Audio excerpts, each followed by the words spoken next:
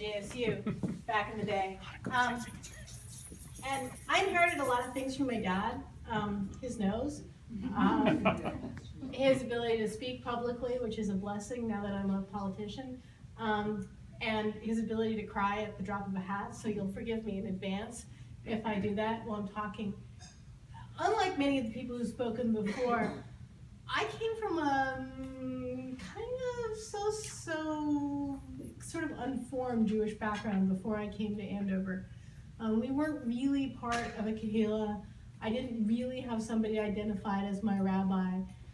And in a funny way, getting involved with the JSU here was my teenage rebellion.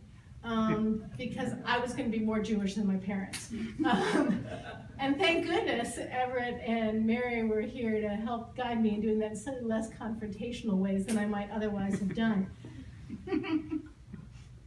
When I think about who I am, see, I promised you, I told you this was going to happen. When I think about who I am as a person today, not just as a Jew, but as a human being and as a citizen, and I think about the people who really made a difference, who really made me who I am today, Everett Gendler's close to the top of that list.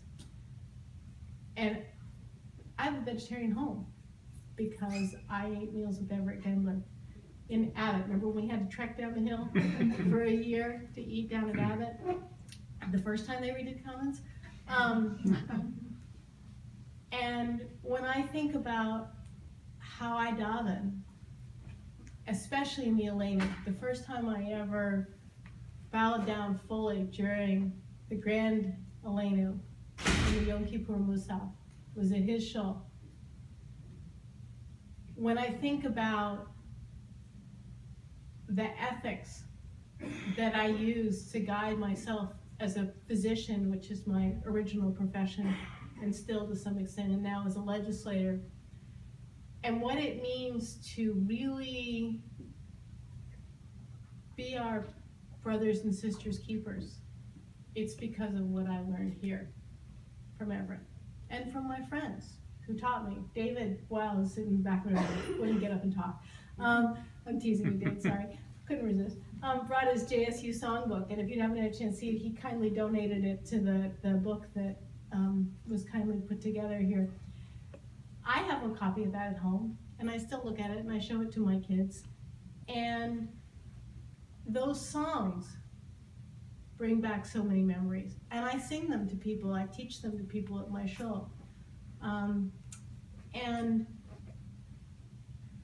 although when I got here, I thought, well, there's always been a rabbi here, right? Because I came in '78 as a lower, and Everett had already been here for a whole year and a half. At that point, 2 years. I did have an opportunity to do something that nobody, I think, before, and maybe nobody since, but maybe I'll get corrected, which would be good. I had not had a bat mitzvah before I came to Andover.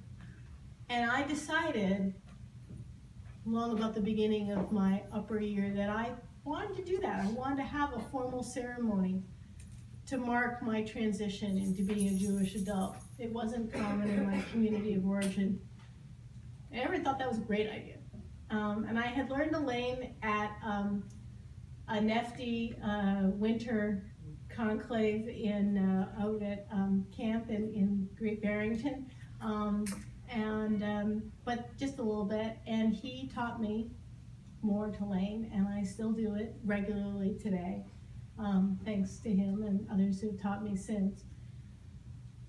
And on April 5th of 1980, we had a bat mitzvah in Kemper Chapel with the Aron Kodesh that's in the there's a picture of that book, and several of you in this room were here with us that day.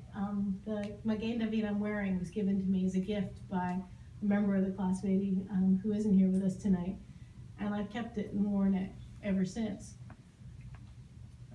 The things that I do as a human being and my Jewish identity are rooted here at a WASPy boarding school with a headmaster who happened to have been one of my father's college classmates, and who understood that we are all better when we understand the richness of particularity and affirm commonality, as Everett so rightly reminded us.